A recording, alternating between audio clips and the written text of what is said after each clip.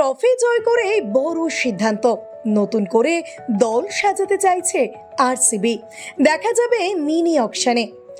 18 বছরের অপেক্ষার পর আইপিএল ট্রফি জয় করে রয়্যাল চ্যালেঞ্জার্স বেঙ্গালুরু।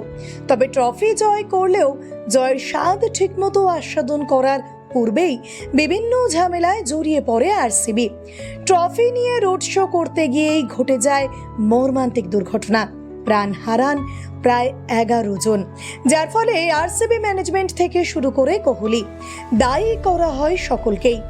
এই বিষয়ে ইতিমধ্যে আমাদের চ্যানেলে ভিডিও দেওয়া রয়েছে, যদি কেউ সেটা মিস করে যান দেখে নিতে পারেন। তবে আজ কথা বলবো আরসিবির দল তৈরির বিষয়ে, কিভাবে 2026কে টার্গেট করে দল সাজাতে চাইছে বিরাট বাহিনী। চলুন শুরু করা যাক। দল সাজাতে গিয়ে কাউকে দল থেকে ছাঁটাই করতে, আবার নতুন করে কাউকে দলে নিতে পারে আরসিবি। আর ছাঁটাই করার তালিকায় প্রথমেই নাম রয়েছে রশিদ সেলিমদারের। 6 কোটি টাকা দিয়ে কেনা এই বোলারের থেকে প্রত্যাশিত পারফরমেন্স পাচ্ছিল না আরসিবি। তাকে বেশ কিছু ম্যাচে সুযোগ দেওয়ার পর কোনো ফল না মেলায় এবার সম্ভবত এই প্লেয়ারকে ছেড়ে দিতে পারে বেঙ্গালুরু। 2025 সালে টিমের সঙ্গে ট্রফি জিতলেও দলকে আরো মজবুত করতে চাইছে আরসিবি। এবার জানাবো মিনি অকশনে কোন কোন প্লেয়ারকে দলে নেওয়ার চেষ্টা করবে আরসিবি, যার মধ্যে প্রথমেই নাম পাওয়া যাচ্ছে টি নটরাজনের, যাকে কিনা দেখা যাচ্ছে দিল্লি ক্যাপিটালসের দলে। এবার প্রশ্ন হলো, দিল্লি যদি তাকে না ছাড়ে তাহলে কিভাবে তাকে কিনবে বেঙ্গালুরু?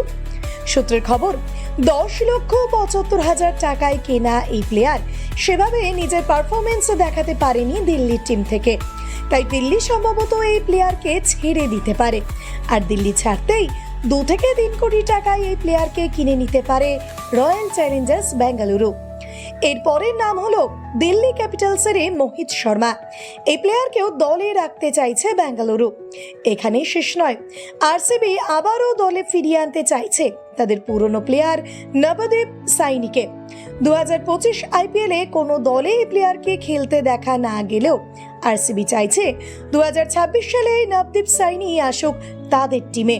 হয়তো পুরনো সম্পর্কের কথা মাথায় রেখে এই বোলারকে এই দলে দেখাও যেতে পারে। বেঙ্গালুরু চাইছে মোহাম্মদ শামিও আসুক তাদের দলে, কারণ মাত্র 10 কোটিতে কেনা এই প্লেয়ারের পারফরমেন্স মনে ধরেনি সানরাইজার্স হায়দ্রাবাদের। আর তাই এই প্লেয়ারকে যদি হায়দ্রাবাদ ছেড়ে দেয় তখন মিনি অকশনে শামিকে কিনতে পারে আরসিবি। এবার বন্ধুরা আপনারাই বলুন, রশিদ সেলিমদারকে ছাড়ার পর কাকে দলে নেওয়া উচিত আরসিবির? আপনাদের মতামত অবশ্যই কমেন্ট বক্সে জানাতে ভুলবেন না। ভিডিওটি ভালো লেগে থাকলে একটা লাইক করে শেয়ার করবেন, সেই সঙ্গে সাবস্ক্রাইব বাটনে ক্লিক করে বেল আইকন প্রেস করে দেবেন, তাহলে পরবর্তী একটি ভিডিও এলে সেটা সবার আগে আপনার কাছে পৌঁছে যাবে। ফিরবো আবার পরের ভিডিও নিয়ে।